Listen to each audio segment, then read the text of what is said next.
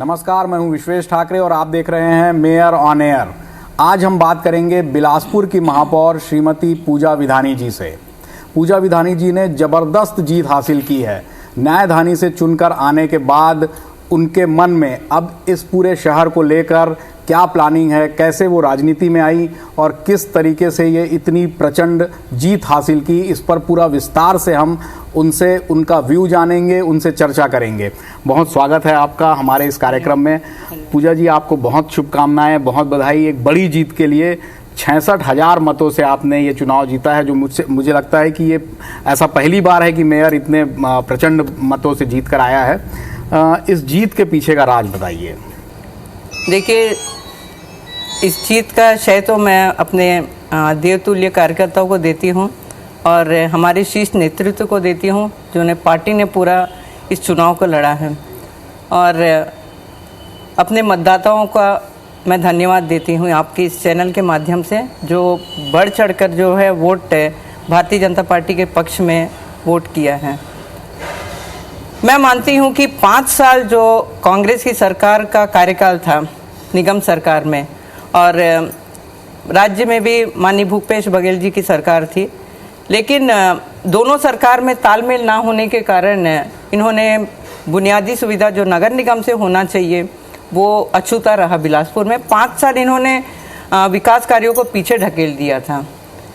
दोनों में नगर सरकार और भूपेश बघेल जी के सरकार में इन लोगों का तालमेल नहीं, पैसे के रोना रोते हुए पूर्व महापौर जी ने पूरा कार्यकाल को निकाल दिया। हम यहाँ के विधानी जी जो है पार्षद थे, हम नल की टोटी के लिए जब नगर निगम में फ़ोन करते थे तो एक टोटी नहीं लगती थी, पानी पूरा बहता था, रोड में जाता था।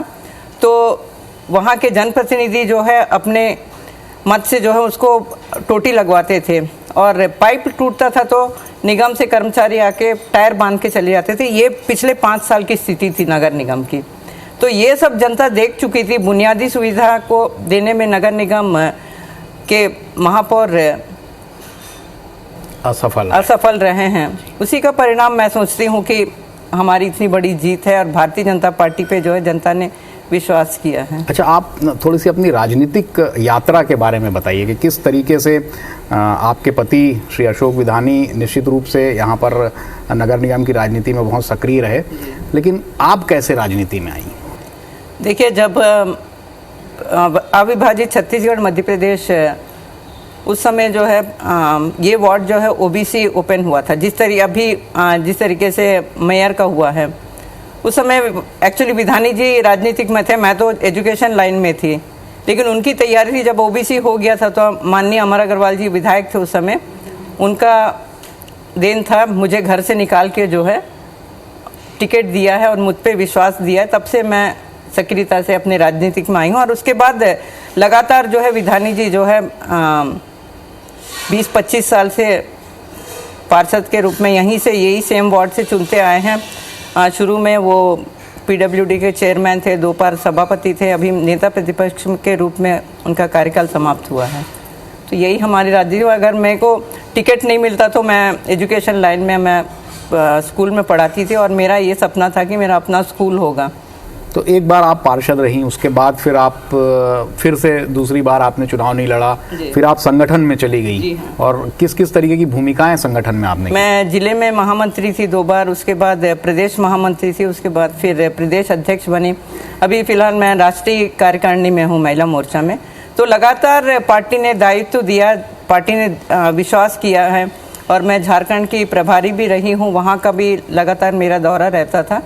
तो और चुनाव में विभिन्न, जैसे कर्नाटका हुआ है, यूपी में हुआ है, असम में, तो बाहर जाके भी चुनाव जिताने का, चुनाव में काम करने का अवसर मिला है मुझे राष्ट्रीय स्तर पे जो है। अच्छा, बिलासपुर मेयर इलेक्शन की जब भी बात अब जब हम लोग सुनते थे, जैसे ही आपको टिकट मिला उसके बाद, तो वो एक याचिका आती थी, एक मामला आता था जिसमें आपको ये बता दिया कि आप ओबीसी मामला था। क्या ये किस तरीके का, क्या षड्यंत्र था, इसकी सच्चाई क्या है? ये प्रदेश पूरा इस बात को जानना चाहता है।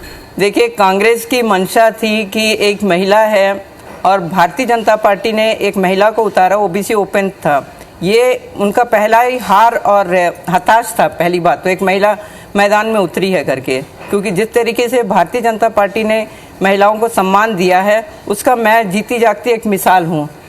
तो उनको ये भय और हताश दिखा है जब टिकट की घोषणा हुई थी, और जिस तरीके से मेरे पर जाति पर उन्होंने आरोप लगाया है, और उसके बाद जो छत्तीसगढ़ स्थानीय व्यक्ति ना होने का ये भी उन्होंने मुझ पर आरोप लगाया। मैं वही उसके बाद उसी पे आता हूं। निराधार था, सभी खंडित हो गया। लेकिन जाति प्रमाण पत्र का जो भी है, देखिए भारतीय जनता पार्टी जो है नेशनल पार्टी है।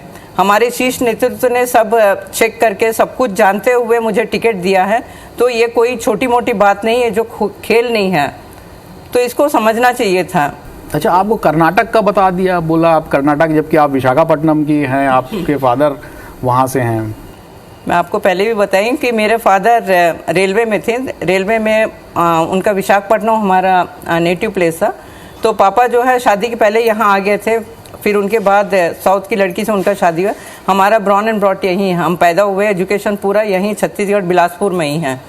तो ये हमारे मतलब जो पुराने हैं उनसे पूछ सकते हैं, हमारे क्लास फेलो से उनसे पूछ सकते हैं, कांग्रेस वाले पता लगा सकते हैं। लेकिन ये सच है कि हमारा बर्थ और एजुकेशन जो यहीं पे हुआ है। और आपने इतनी लंबी जिम्मेदारियां भी निभाई हैं, पार्षद भी रहे, आपके पति जो हैं वो देखिए रिनाउंड फेस हैं, नगर निगम की राजनीति के सभापति रहे, नेता प्रतिपक्ष रहे। बिल्कुल, तो उसके बाद भी ये बाहरी का मुद्दा उठाना, वही तो बिल्कुल निराधार था। मैं यहाँ पैदा हुई हूँ, यहाँ पे मेरा एजुकेशन हुआ है, और स्थानीय व्यक्ति जो ये भी छत्तीसगढ़ से है, माननीय विधानी जी जो है, इनका भी बर्थ प्लेस बिलासपुर और छत्तीसगढ़ है। तो ये इनको सब कुछ भी लगाना है अब आरोप प्रत्यारोप में। वो सोचे कि जीत के आ जाएंगे, और एक महिला है तो इसको मैदान से मतलब कमज़ोर करेंगे, लेकिन जनता ने उनको जवाब दे दिया है। अच्छा, जब महापौर, चूँकि ये फ्री था, महिला की सीट नहीं थी ये, लेकिन महिला को दिया भारतीय जनता पार्टी ने, लेकिन जब ये टिकट की चर्चा हो रही थी तो बहुत सारे नाम आ रहे थे अलग अलग, और भी ऐसे नेता थे जो यहाँ पे लंबे समय से सक्रिय हैं, कई बार पार्षद रहे हैं, उनको टिकट नहीं मिली, आपको मिली। तो उसके बाद फिर मन मुटाव जैसा कुछ रहा, या उन्होंने सहयोग किया, नहीं किया आपको? देखिए, ये भारतीय जनता पार्टी है और एक परिवार के भांति हम काम करते हैं। 365 दिन जो है हम क्षेत्र में रह के काम करते हैं। हमारे में पार्टी में एक अनुशासन है। टिकट मिलने से पहले, टिकट घोषणा होने से पहले बहुत अपेक्षा रहती है, होना भी चाहिए। देखिए, सब काम करते हैं तो, लेकिन टिकट पार्टी का भी बाध्यता है, एक ही को देंगे, सबको तो टिकट जितने मांगेंगे नहीं देंगे।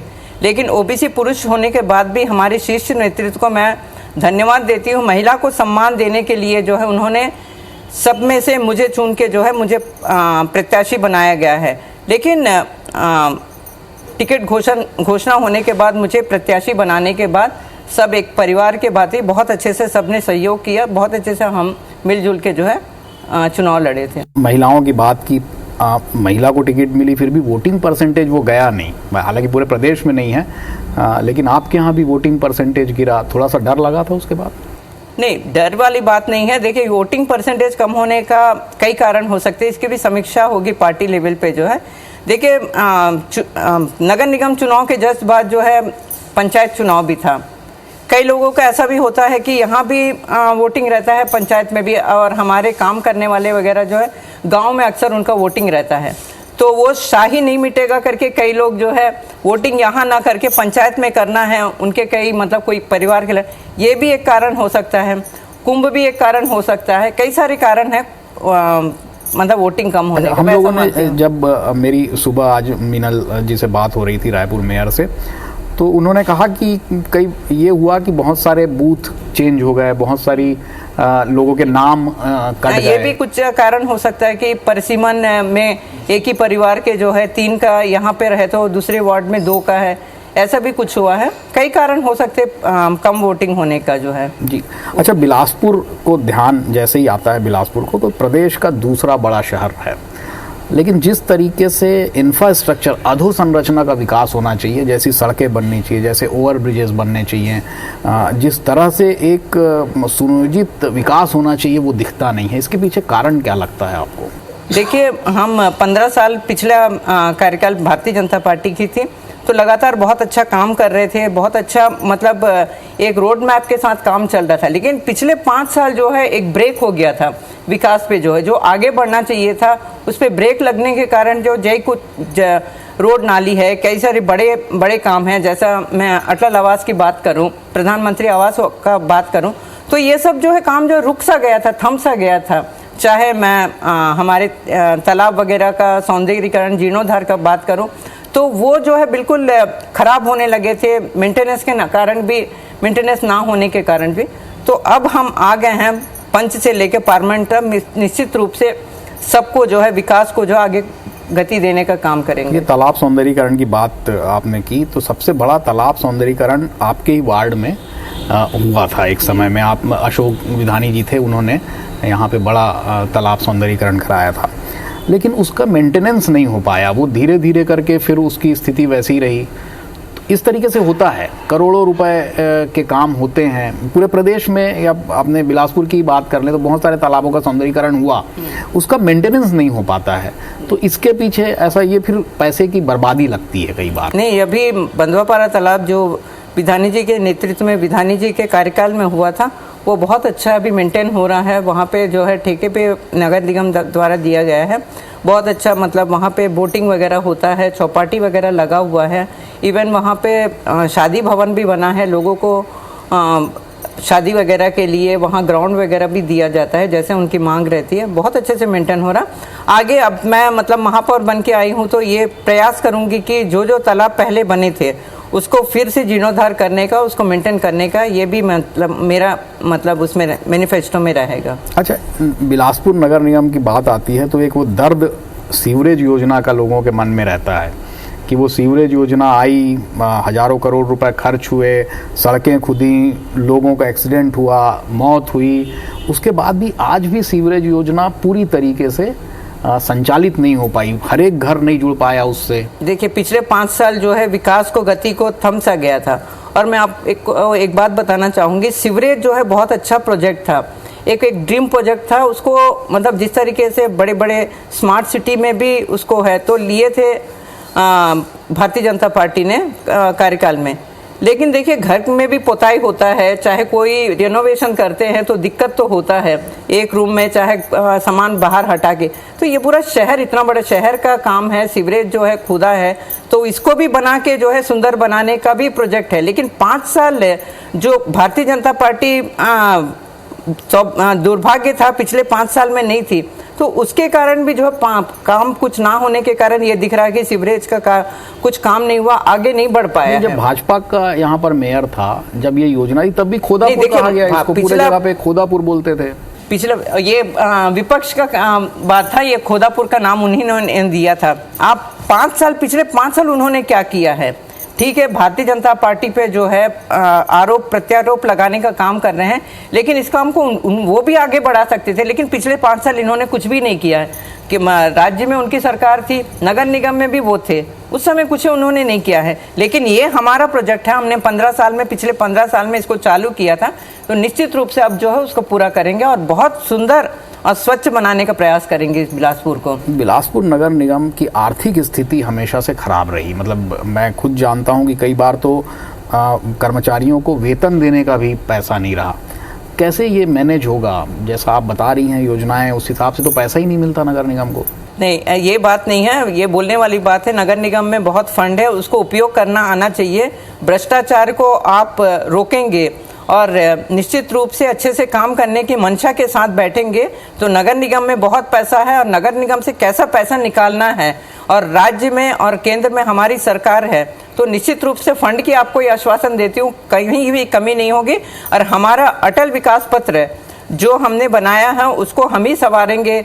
उसी तरीके से अटल विकास पत्र के एक एक मुद्दे पे जो है हम काम करेंगे। जिस दिन से हम बैठेंगे उसका आप देखेंगे, हम फिर से बैठेंगे। ये मेरा मेयर बनने के बाद 6 महीना, साल भर के बाद आपको काम की गति दिखेगी आपको। जी, भ्रष्टाचार की बात आती है, नगर निगम में सफाई घोटाला एक बहुत, मतलब सिर्फ बिलासपुर ही नहीं, तमाम जगह पर ये पार्षद अपने लोगों को ले आते हैं, फर्जी मस्टर रोल चलता है, एक बड़ा घोटाले का गढ़ है सफाई। इस पे क्या कहेंगी? भारतीय जनता पार्टी के समय भी हुआ, कांग्रेस के समय भी हुआ, इस पर रोक लगाने के लिए कोई? देखिए, अब पहले की बात मेरे को नहीं मालूम है, ऐसे मेयर मैं चुन के आई हूँ, मैं यही प्रयास करूँगी कि वार्डों में सफाई बहुत अच्छे से हो, पेयजल की समस्या अच्छे से दूर करूं, क्योंकि गर्मी बिल्कुल आ गया है सामने में। जहां जहां पर ज़रूरत है, जहां जहां पर पेयजल की समस्या है, वहां पे बोरिंग करके और अमृत मिशन का भी काम जो है आगे बढ़ाने का, पाइपलाइन बिछाने का, और जो जो नाले में जो पाइपलाइन है उसको भी हम बदलने का काम करेंगे। और सफाई की बात करेंगे तो उसको दुरुस्त करने के लिए मॉनिटरिंग की सबसे बड़ी ज़रूरत है। जो हमारी जनप्रतिनिधि है, महापौर है, उसको जो है मॉनिटरिंग करना पड़ेगा। हमारे जो कर्मचारी है उन पे जो है दबाव डालना पड़ेगा, तभी ये काम जो है सफाई जो व्यवस्था जो दुरुस्त हो सकेगा। अच्छा, अरपा नदी शहर के बीच से बहती है। ऐसा कहा जाता है कि किसी शहर के बीच से नदी बहे तो वो वरदान है, लेकिन अरपा की स्थिति किसी से छुपी नहीं है। नहीं, वो भी है। अभी माननीय धर्मलाल कौशिक जी भी ने विधानसभा में इस मुद्दे को उठाया है। निश्चित रूप से सबके सहयोग के साथ, प्लानिंग के साथ हम इसको भी जो है अरपा को सफाई करवा के जो है उसको भी हम उपयोग करेंगे। बहुत अच्छे से इसके प्लानिंग के साथ हमारे शीर्ष नेतृत्व है, हमारे जनप्रतिनिधि के साथ प्लानिंग के साथ बिलासपुर का विकास को जो है आगे बढ़ाएंगे। जल भराव भी एक बड़ी समस्या रही। कई कॉलोनीज हैं जो जिसमें पूरा पानी भर जाता है, सड़कें डूब जाती हैं। इसको लेकर कोई योजना, ठोस योजना आपके? देखिए, जल भराव का एक सबसे बड़ा कारण है नालों का अतिक्रमण का और जो जाम होता है। तो इसके लिए भी मेरा प्लानिंग है कि गर्मी में ही हम सारे नालों का जो है सफाई करवा लें। उसका सफाई होने से ये इससे भी बहुत बड़ा निजात मिलेगा हमको। जो पानी का भराव होता है, पानी का रुकाव होता है, नाली से ओवरफ्लो होकर रोड में आता है, ये सब हम पूरा प्लानिंग के साथ करेंगे इसको। मैं श्रीमती पूजा विधानी से पूछूं कि आप कल शपथ लेंगी, ऑफिस में बैठेंगी, पहला कौन सा आदेश होगा जो कल निकलने वाला है? देखिए, मेरे शपथ लेने के बाद मैं निगम में भी बैठूंगी। उसके बाद सबके साथ परिचय, उनके साथ बैठक होने के बाद मेरा सबसे पहला काम होगा पानी का। वार्डों में जहाँ जहाँ पर पानी की, अभी से पार्षद लोग मिलने आ रहे हैं तो बता रहे हैं, और 70 वार्डों में मेरा जाना हुआ है अभी चुनाव के प्रचार के दौरान। तो जो नए नए वार्ड जुड़े हैं वहाँ तो विकास जो है अछूता रहा है। हालांकि जनता वहाँ से टैक्स भी दे रही है, लेकिन मेरा यही प्रयास रहेगा पार्षदों के साथ बैठ के, अधिकारियों के साथ बैठ के, जहाँ पे पानी का समस्या है, नल द्वारा जो है स्वच्छ जल पहुँचाने का हमारी प्राथमिकता रहेगी। उसके बाद जो बारिश की भी हम अभी से तैयारी चालू कर देंगे। अच्छा, आपके यहाँ बहुत ज़्यादा संख्या में पार्षद चुन कर आए हैं। MIC सदस्य तो लिमिटेड होते हैं, जोन प्रभारी भी लिमिटेड होते हैं। उसके बाद ये जो बचेंगे उसको असंतोष होगा मन में उनके, किस तरीके से मैनेज होगी ये पूरी बातें? सभापति कौन बनेगा? ये विषय जो है पार्टी का है, और पार्टी के साथ बैठ के जो है हमारे 4 विधायक हैं यहाँ पर, 4 विधायक के यहाँ के पार्षद भी चुन के आए हैं। तो उनके साथ प्लानिंग करके सबको खुश करेंगे। सबको काम करना है, सबको मिल के काम करना है। तो कहीं भी ऐसी भारतीय जनता पार्टी में नाराजगी नहीं रहती, लेकिन हाँ जरूर सबको इच्छा तो रहती है, पार्टी में काम करते हैं तो निश्चित रूप से सबको कहीं ना कहीं बांट के मिलजुल के काम करेंगे और बांट के जो है काम करेंगे। तो आपने सुना किस तरीके से पूजा जी ने अपनी पूरी बातें कह दी, और जो सबसे ट्रिकी क्वेश्चन था उसको पार्टी की तरफ मोड़ दिया कि पार्टी का डिसीजन रहेगा और सब मिलकर शहर के विकास के लिए काम करेंगे। तो आज मेयर ऑन एयर में बस इतना ही। फिर मिलते हैं एक नए मेयर के साथ में।